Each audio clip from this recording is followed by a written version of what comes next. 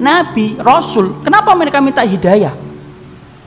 Kalau yang jahil sudah, yang baru separuh ilmu sudah, yang sudah berilmu tidak beramal sudah, yang meyakini yang batil sudah. Sekarang kita tanya, kenapa nabi tetap minta hidayah? Kalau 4 tadi menceritakan tentang diri kita, tapi kalau kemudian yang kelima, kenapa nabi dan orang-orang solih yang mengikuti jalan para nabi, yaitu para sahabat, para tabi'in, dan kita yang berusaha untuk mengikuti mereka, ridwanullah alaihim, kenapa kita masih tetap minta hidayah? Karena belum tentu apa yang antum dapatkan kalau sudah benar itu menjamin antum itu meninggal dalam keadaan itu. Kita apa pernah menjamin bahwasanya kita akan mati husnul khatimah dalam keadaan iman? Siapa yang menggaransi iman kita? Tidak ada. Minta hidayah supaya Allah itu memberikan istiqomah setelah kita dapat ilmu yang benar. Bukankah Allah menunjukkan lembaran-lembaran kehidupan sejarah, banyak orang yang mereka itu bertabur iman di awal kehidupan tetapi mereka matinya murtad.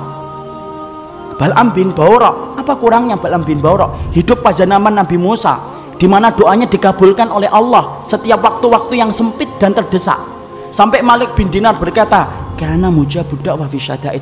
Kalau sudah bicara tentang Bal'am bin Ba'urah, Masya Allah, doanya selalu dikabulkan oleh Allah dalam keadaan genting. Kata Malik bin Dinar rahimahullahu ta'ala ketika menafsirkan surat Al-A'raf 175.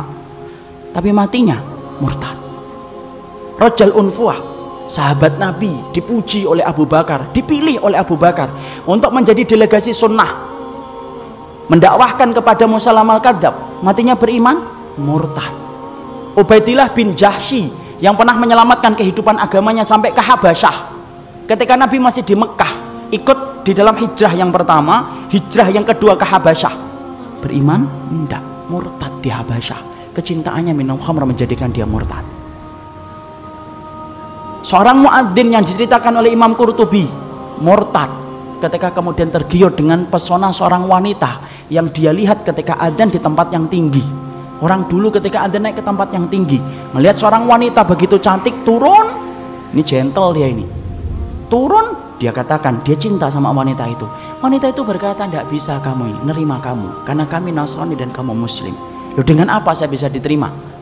Berpindah kepada Nasara. Pindah, ikhwan. Murtad, meninggalnya di hari dia meninggal dunia, akan mencampuri istrinya, naik ke atap, kemudian jatuh, belum sempat mencampuri wanita yang menjadikan dia murtad. Siapa yang menjamin? Ini yang kemudian kita khawatirkan. Minta terus hidayah. Kenapa kita minta hidayah walaupun kita itu sudah memelihara jenggot, sudah kemudian ngaji, istri kita sudah kemudian berhijab yang syar'i, kegiatan kita sering datang ke kajian ilmu, bertemunya kita dengan orang yang solih, terus kita menjaga hangatnya iman. Tapi kenapa kita tetap minta hidayah walaupun ikhtiar sudah kita lakukan? Karena tidak ada yang menjamin antum akan masuk surga kecuali Allah. Ya, makanya sampai dikatakan oleh Rasulullah, ada di antara kalian, fa inna ahadakum la ya'malu bi amali ahlil jannah hatta yakuna bainahu wa bainaha illa dhira'un fayasbiqu alaihi alkitab fayamalu bi amali ahli nari hatta yadkhuluha. Makanya sampai Nabi beliau bersabda, ada di antara kalian yang melakukan amalan surga sampai antara dia dengan surga tinggal sejengkal, tinggal sejengkal ikhwan. Satu amalan tak langsung masuk surga itu harusnya, tapi ternyata catatan takdir mendahului apa yang dia lakukan. Lalu kemudian di akhir kehidupannya melakukan amalan penduduk neraka hatta yadkhuluha, sampai dia masuk ke neraka itu.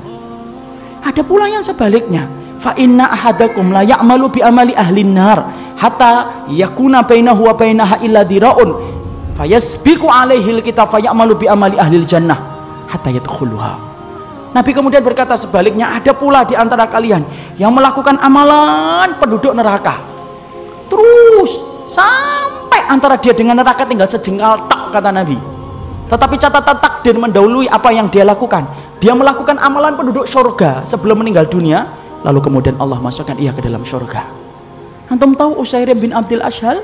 Usairim bin Abdul Ashhal, seseorang sahabat yang dikatakan oleh Nabi sebagai penduduk surga, tapi keningnya tidak pernah dipakai untuk bersujud kepada Robnya. Karena apa? Masuk Islamnya belum ada 24 jam.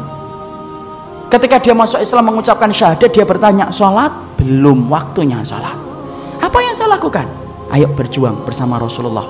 Berjuang bersama Rasulullah SAW dan para sahabat. Ketika kemudian dalam peperangan tersebut Allah takdirkan dia meninggal dunia. Ketika meninggal dunia, Maka rame para sahabat membicarakan tentang Usairim bin Abdul Asyhal, sampai Abu Hurairah berkata, inilah penduduk surga yang belum pernah menempelkan keningnya untuk mencium bumi bersujud kepada Allah. Itulah Usairim bin Abdul Asyhal. Siapa yang jamin, ikhwan? Jangan sombong kalau kita hari ini sudah ngikut ngitibak. Jangan sombong ketika kita hari ini sudah ngaji. Belum tentu itu akan menjadi jaminan bahwasanya itu menjadi keimanan kita ketika meninggal dunia. Jangan magrur. Apa itu magrur? Tertipu dengan amalan kita, merasa bahwasanya amalan kita itu akan pasti menjadikan kita masuk surga. Siapa yang jamin? Minta hidayah kepada Allah supaya kemudian kita diberikan oleh Allah. Kalau antum betul-betul orang yang solih, supaya hidayah yang antum minta menjadikan antum diberikan istiqomah sampai antum meninggal dunia. Itu yang kita minta kepada Allah. Inilah pentingnya hidayah. Makanya di dalam kehidupan kita sampai Allah terangkan doa yang pertama bukan doa meminta ampunan. Doa yang pertama bukan meminta surga. Doa yang pertama di dalam Al-Quran bukan meminta perlindungan dari neraka. Tapi doa yang pertama, ikhwan, antum sebagai hambanya Allah diajarin oleh Allah. Kita diajarin oleh Allah minta hidayah. Karena kalau antum sudah dapat hidayah, antum diampuni oleh Allah. Kalau antum sudah dapat hidayah, antum dimasukkan surga oleh Allah. Kalau antum minta hidayah, antum akan dijaga dari api neraka. Dan itu didahului dengan hidayah.